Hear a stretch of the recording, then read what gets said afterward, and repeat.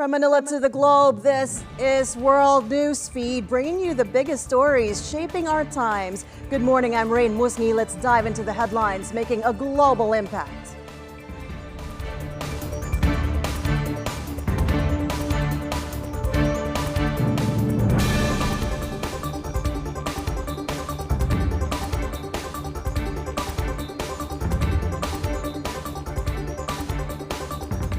Defense ministers from the G7 nations are gathering in Italy, focusing on security concerns related to both the Middle East and Ukraine.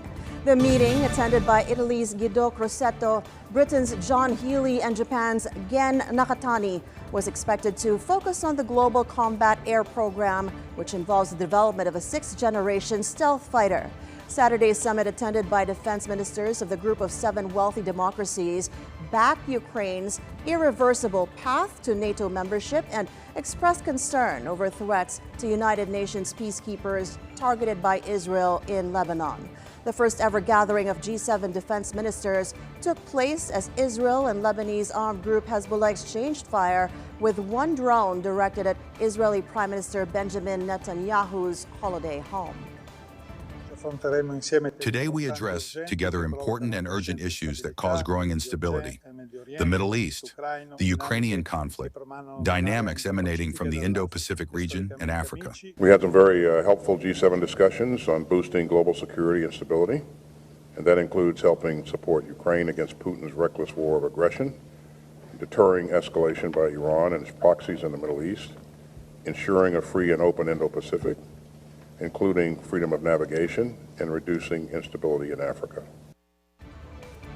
In their final statement, G7 defense ministers did support the activities of the Lebanese armed forces and back Ukraine's irreversible path to NATO membership.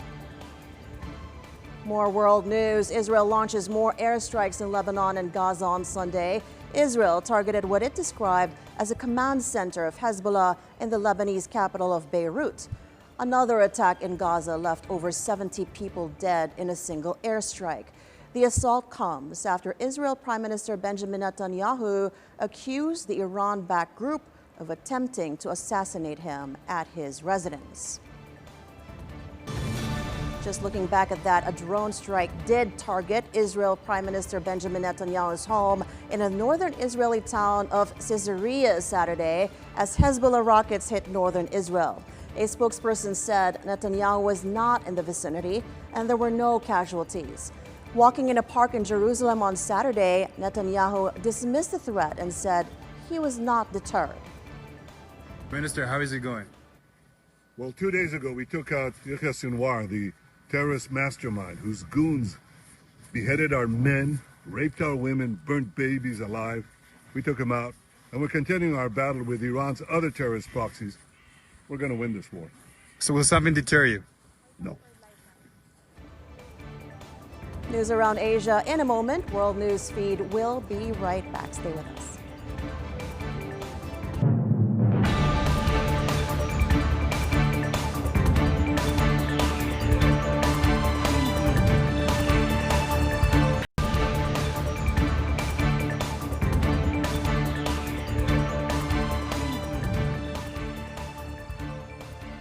Welcome back. We're looking at live pictures out of Gaza now on the territory of Israel, where earlier Israel had struck that area of Beit Lahia.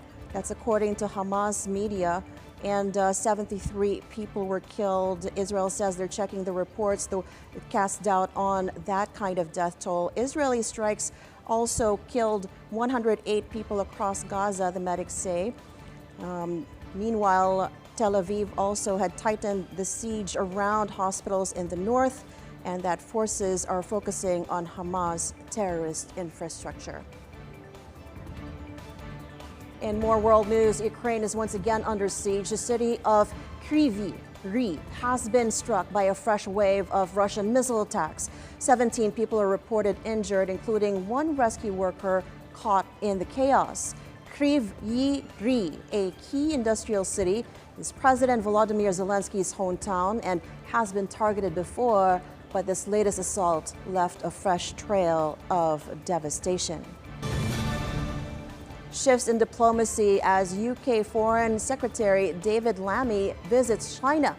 This visit aims to strengthen trade relations amid tense geopolitical ties.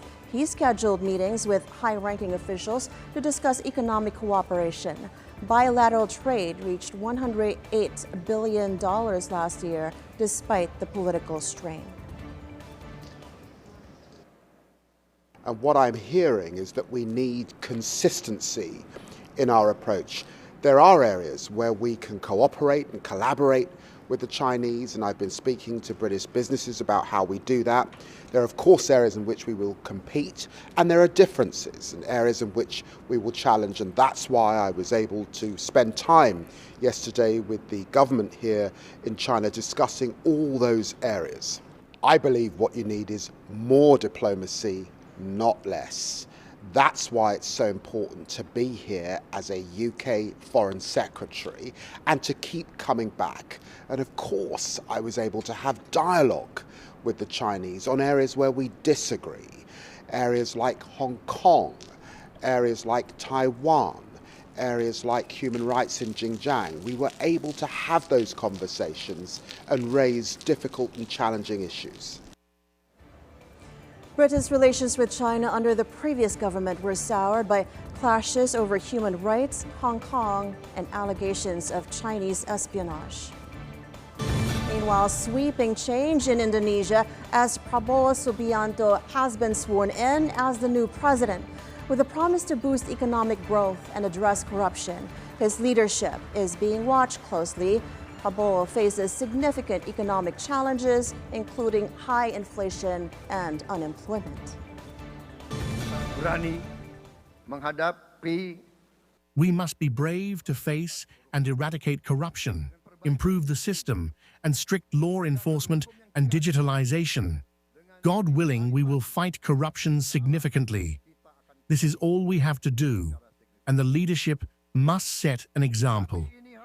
Indonesia chooses the path of free and active, non-aligned. We do not want to join any military pact. We choose the path of friendship with all countries. We have a principle that we must show our solidarity. We must defend the oppressed peoples of the world. Therefore, we support the independence of the Palestinian people. Cuba has experienced a total collapse of its electrical grid for the second time this week. The entire country was left without power, sparking outrage among residents. This outrage follows widespread protests over energy shortages. Cuba's government said late on Saturday it had restored power to nearly one-fifth of the island.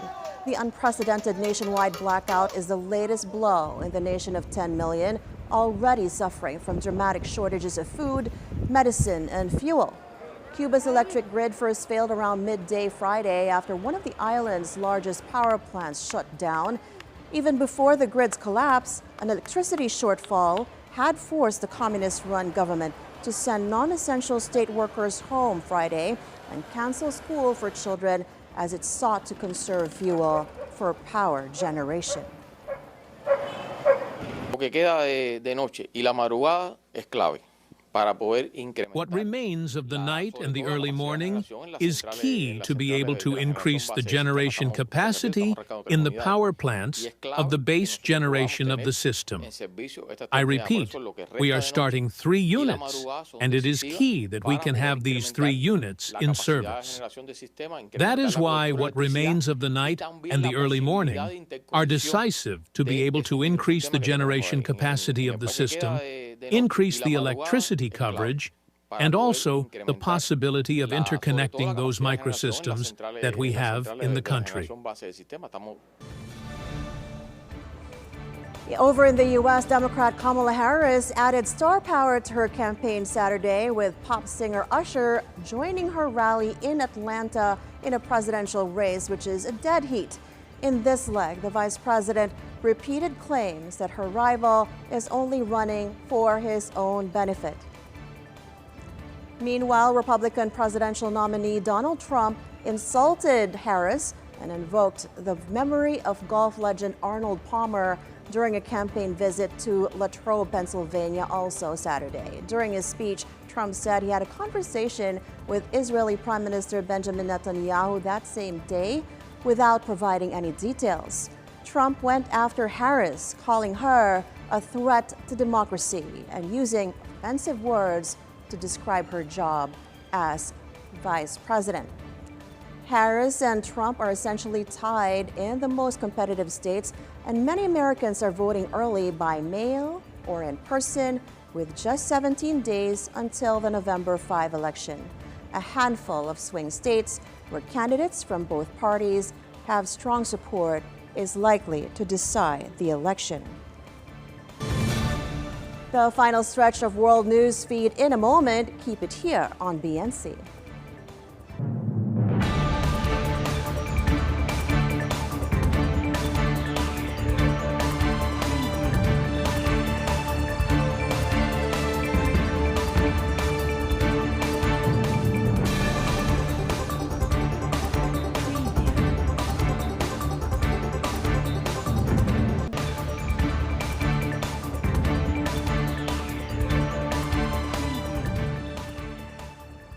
Welcome back to World Newsfeed. On to Australia now. King Charles and Queen Camilla are on a royal tour in Sydney. They attended a service at St. Andrew's Cathedral, meeting local leaders. Then at Parliament, the King presented lawmakers with an hourglass to time their speeches and highlighted the fundamental role of strong parliaments to democracy.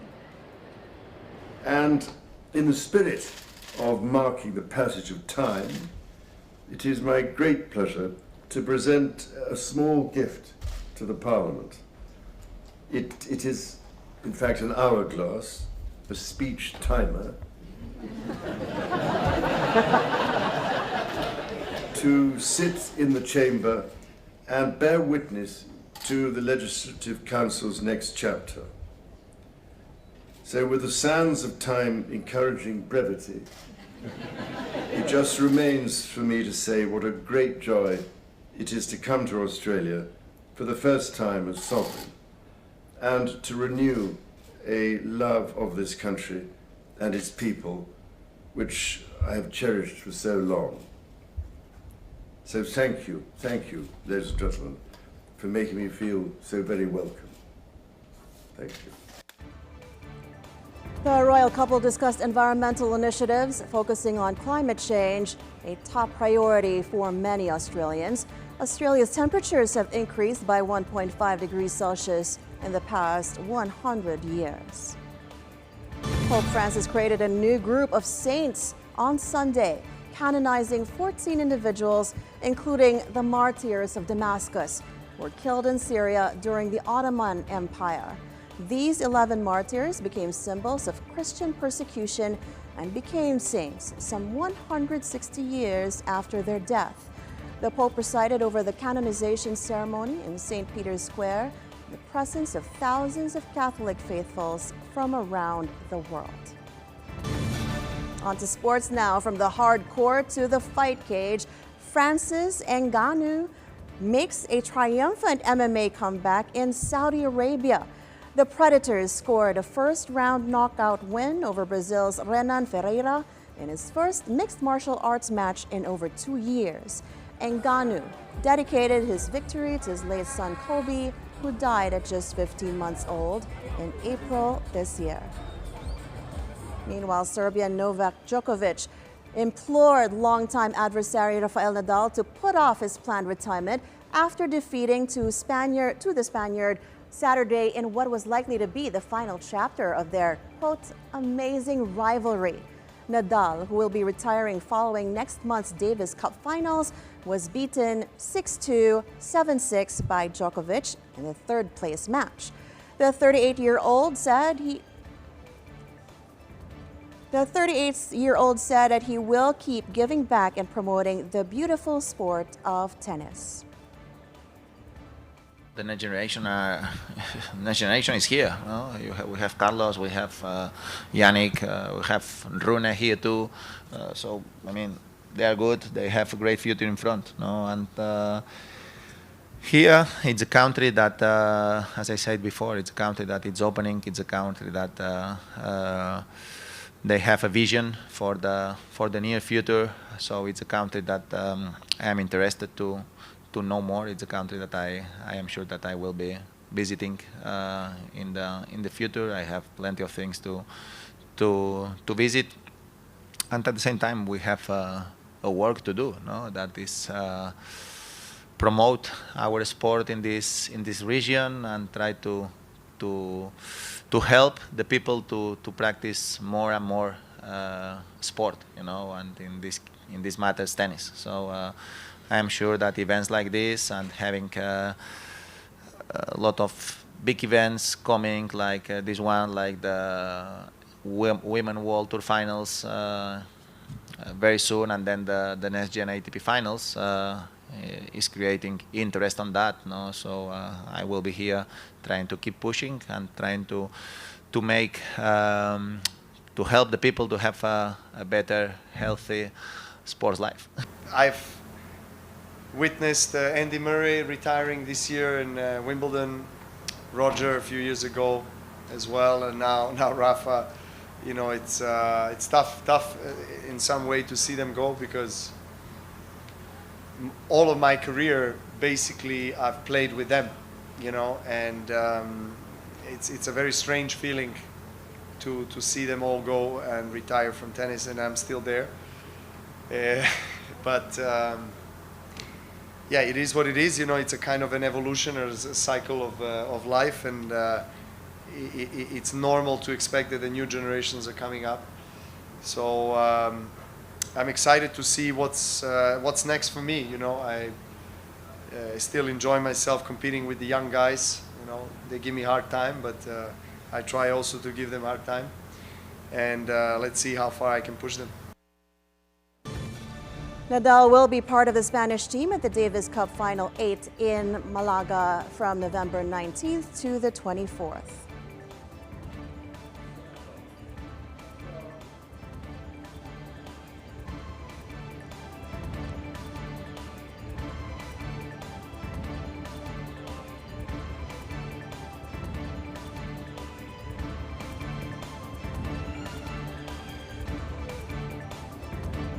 And that's all for now. Thank you so much for joining us. Catch up with us again tomorrow at 10 when we bring you the world in 30 minutes, only on World Newsfeed. Follow the Money is next. We leave you with live pictures from the U.S. election campaign where Kamala Harris is doing her campaign in Atlanta, Georgia, and Donald Trump in Pennsylvania.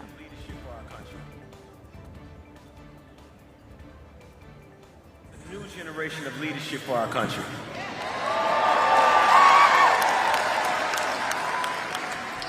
We all know what it means to be supported with. Ladies and gentlemen, we are here to support the next President of the United States.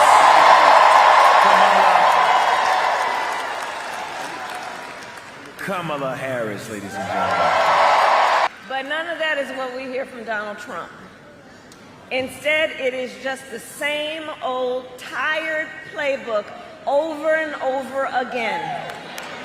He has no plan for how he would address the needs of the American people. He is only focused on himself. And now he's ducking debates and canceling interviews because of exhaustion.